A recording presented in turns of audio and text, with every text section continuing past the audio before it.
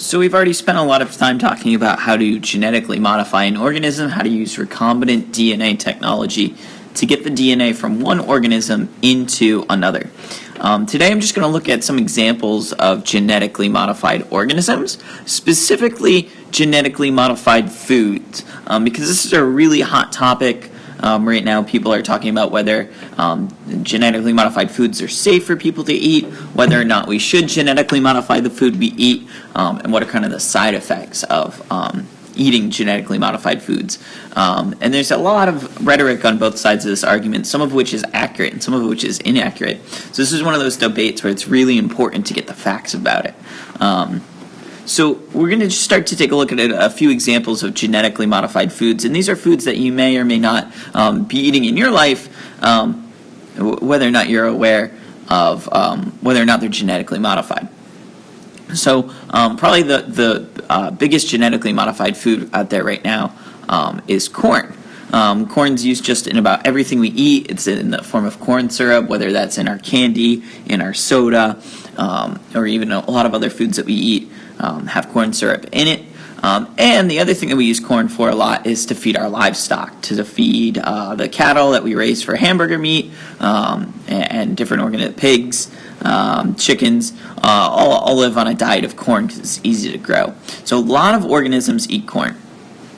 One of the problems with corn, though, is that a lot of insects will plant their larvae in the corn stalk. So they'll plant their eggs inside the corn stalk, or they'll plant their little larvae here into the corn stalk. And then when those larvae kind of hatch out of their eggs, before they kind of like turn into, moths or butterflies, whatever they're turning into, they usually feed on the corn. So you can see over here, after we have those eggs laid, those little kind of larvae or caterpillars tend to eat up the corn. So this, obviously, you don't want to eat corn like this in your supermarket. It's not appealing. We can't really sell that corn or use it for much. So this is a problem that a lot of farmers face. And there was actually an example of this. The European corn borer is a kind of moth-like bug that made its way over to the U.S. And cost billions of dollars in losing crops and using insecticides to try to kill these bugs. So, you can actually see here, there's a bunch of these insects growing on the roots, eating the roots. So lots of examples of insects that eat corn plants. So there was a biotech company that actually came up with a solution, and they made what's called Bt corn. So it's actually a genetically modified version of the corn plant. So the B stands for this Bacillus thuringiensis. And this is actually a species of bacteria that actually lives in the soil. But this bacteria actually produces certain proteins that are toxic to many types of insects. So this is a naturally occurring bacteria that scientists found that are producing kind of this toxic poison for these insects, or to these insects. So what the scientists decided to do is they decided to take the gene that produces that deadly protein to the insects out of the bacteria, and then they inserted that gene into a bunch of plant cells. So from there, they've been able to grow these plants that now produce this toxic protein. So that bacteria, a protein, is now inserted into the corn plant. So now if these caterpillars try to eat even just a little bit of this corn plant, they also end up eating that deadly protein, and it causes the insects to die. So this actually saves the farmers a lot of trouble. The insects don't eat their crops. They don't even lay their eggs there. And if they do, the insects die right away. And now the farmer actually doesn't have to spray his plant with pesticides because the toxin is built into the corn. And you can see here an example of these corns with the insects and without the insects. Obviously we want the ones without the insects, because the second they go ahead and eat the corn, they're going to die right away. So this is a great example of a genetically modified food that may or may not be like kind of in your supermarket. The toxin isn't deadly to humans at all. It only affects the insects that eat it, and it's a great way to kind of keep the insects away. But some people may have concerns about eating the kind of toxin that's in their food that they don't really know about, this Bt toxin that's being produced in the corn. But almost 85% of corn in the U.S. is actually genetically modified to some degree now, to kind of prevent from insects or drought or rotting. A lot of that corn goes to livestock, but some of it can end up in our food, whether it's in the form of corn syrup or in the corn that you buy in your supermarket. In fact, a lot of the foods that you might eat have been genetically modified with some sort of gene editing or another. We said corn. Another big one is soy that ends up in a lot of our foods. You kind of think of soy as the beans or the tofu or even the soy milk, but a lot of soy ends up in our food as a form of flavor enhancing or in the form of sugar. A big one's cotton, not something we eat, but something we wear. Papaya fruit and rice are two big ones. Canola oil that we use for cooking. Potatoes, tomatoes, a lot of dairy, peas. Those are all examples of genetically modified foods that you may be eating. Take a look at just a few more examples. The yellow crookneck squash and zucchinis. You can see the top row and the bottom row. So these are squash that can get infected by certain viruses that cause kind of these tumors or these growths.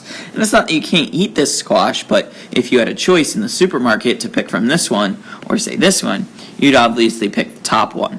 And these top squash have been genetically engineered to resist these certain viruses that affect them. So it's another gene that they've inserted into this squash, so these squash are producing a protein that prevent them from catching the virus. Cotton is another one that's also susceptible to kind of caterpillar and larva damage. So they've actually used the same Bt gene in cotton that they use in the corn to protect it from these insects. Papaya is a huge one. The papaya is susceptible to something called the ring spot virus, which actually causes the papayas to die. It causes these ringy spots on it. But it actually became so common that it almost destroyed the papaya industry. They almost lost all the papayas. They couldn't grow the papayas to the point where they were edible, so they were having trouble getting papayas into supermarkets.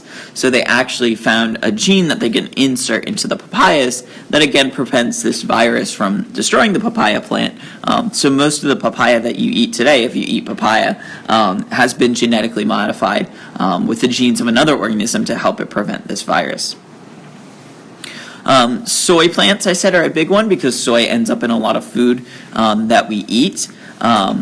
A couple of the things that they've inserted into soy plants is insect to small aphids, like small little insects that can eat the leaves of the plant and infect them with their little eggs and things. Obviously, we can't use these soybeans for much of anything. And then also to enrich it with certain vitamins and proteins and make it more kind of nutritious for people to eat, they're able to insert genes into those plants. Milk is a big one that people talk about because common times these cows are injected with hormones that they grow in bacteria. So they've actually grow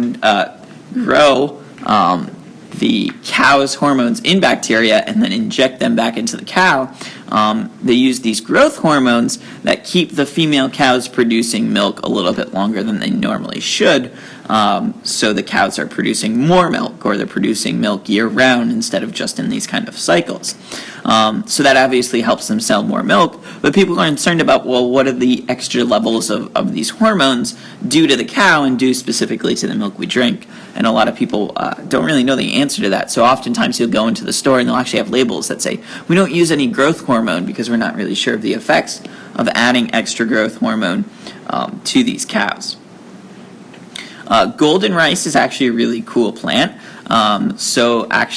They've discovered in many third world countries there were individuals that had certain diseases linked to vitamin A deficiencies. They weren't getting enough vitamin A, they weren't getting enough vitamin C.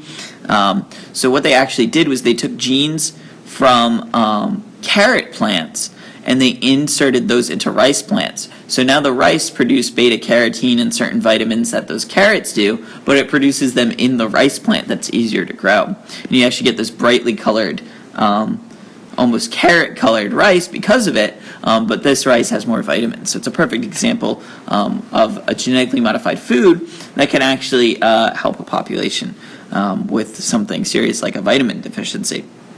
And tomatoes are a big one, and being genetically modified and available in stores to help them from rotting as quick as they do. So certainly genetically modified tomatoes can stay in a supermarket shelf longer than a natural tomato that might rot faster. So that's just kind of a way to help keep food fresher longer.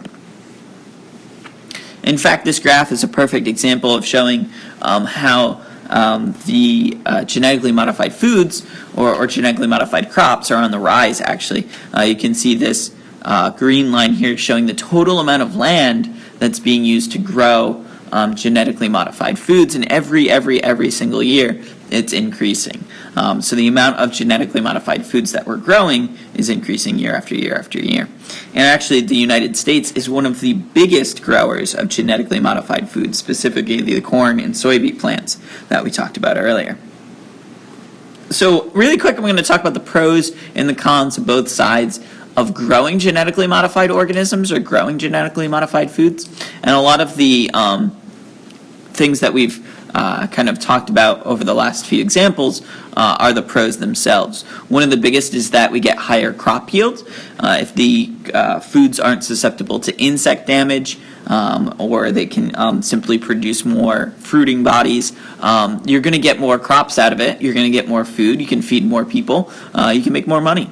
The second one is that a lot of the foods can stay fresher longer, especially as we start to transport foods across the country. We can't grow, certain fruits like strawberries in the winter in the Northeast, but we can still eat strawberries because they can be made, in more southern countries or southern states.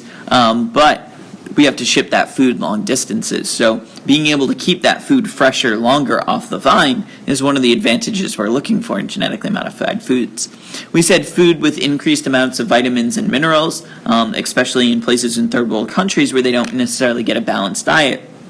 Things like that golden rice plant can really help make sure that individuals are getting all the nutrition that they need.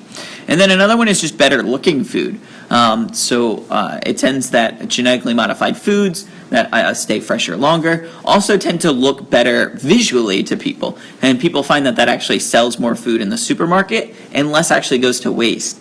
Usually kind of when people go into the supermarket, they look for the best looking bananas, the best looking apples, and always every week some are getting left behind because they might be slightly bruised, and those get thrown out. So by genetically modifying our foods to stay fresher longer, we're able to actually use more of them.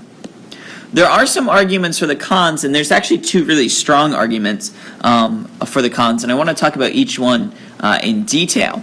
The problem with the con side of the argument, and this is why I said there's a lot of rhetoric that goes on where people say genetically modified organisms are bad, and they just give this blanket statement, but they don't actually get into the why are they bad or what are the dangers associated with them. So it's important that you get the facts with this, and there's two kind of main concerns that I feel are the really valid arguments against GMOs that people should actually have a little bit concern about. So the first one is this medical or health concerns. And you'll hear a lot of people that say GMOs make you sick, GMOs are bad for you, but they don't really talk about the science behind it. And really the science behind it is, what it comes down to is what gene are they inserting into your food. And the biggest risk that comes with that is the existence of kind of this unknown allergy. And so what happens is that food that's been genetically engineered could cause people with certain allergies to different foods, an allergic reaction to a food that they've never been allergic to. And let me give you an example of this, right? There's a strawberry that they genetically modified to have the fish, DNA from a fish, right? So they found this issue in strawberries that if you grow strawberries too close to the winter and the first frost comes sooner than you think, that freezes all the strawberries, they thaw out, they get all mushy, you basically lose all your strawberry crops. So they wanted a way to prevent strawberries from freezing when it got close to the winter. So they actually found this species of fish that could swim in Arctic water that without freezing, a freshwater fish that could swim in freezing cold waters. And so they asked, well, how is it able that this fish doesn't freeze to death? And they actually found that the fish makes a protein that acts as like antifreeze. It keeps the fish's blood from freezing. It keeps the water in the fish's body from freezing. Despite the fact that this fish has like this fresh water in its body, it doesn't freeze because of this protein. So they actually extracted that protein in the fish out and put it into the strawberry's genes. So now the strawberry is making that antifreeze protein from the fish. Well, let's say, for example, I'm an individual that happens to be allergic to fish, and maybe I'm allergic to that specific antifreeze protein. I might think it's safe for me to eat a strawberry. When I eat that strawberry, I'm actually eating one of the proteins from this fish. If I'm allergic to that fish's proteins, I'm also allergic to the strawberry. And I might not know it going into eating that strawberry. So those are one of the concerns that individuals might have about GMOs, specifically about genetically modified foods not being labeled in the supermarket. Another concern, and this really is a big concern, is about gene escape or invasive species, right? So if we genetically modify certain plants to have these advantages, they're resistant to insects, they can grow faster, they can grow stronger, it takes less time for their fruit to rot, all of these things give these organisms some sort of advantage in the wild. So if these organisms have higher rates of survival, if they escape out into native ecosystems, they'll be able to outcompete the native species, and that can cause them to spread. An example is this genetically modified salmon that we talked about, you saw in one of your stations, that can grow twice as fast as the natural salmon. So obviously, if these salmon got out into the wild, they'd be able to survive better because they're growing faster. They're actually able to attract more mates. And actually, it turns out that if these fish were to actually be in the wild and grow in the wild, they would completely outcompete the natural salmon that grow there. And this can actually be a bad thing because these salmon might grow faster, but that doesn't necessarily mean they have the best genes. And a female salmon might look at this big salmon and say, well, that must be a very strong male, and mate with him based on his size alone, but he might not be actually carrying the best genes for their children. So just kind of an example, they've done some studies where they find that if these salmon were to escape in the wild, the entire salmon population would eventually drop to zero because these salmon would outcompete the native salmon, and then they might not be carrying the best genes, so the survival rate actually goes down. So those are some just examples of genetically modified foods and kind of the pros and cons that associate with them. And then we'll go further into kind of creating an argument whether you're kind of for genetically modified foods or against genetically modified foods. But it's important that we kind of get some of the facts so we can understand both sides of the argument.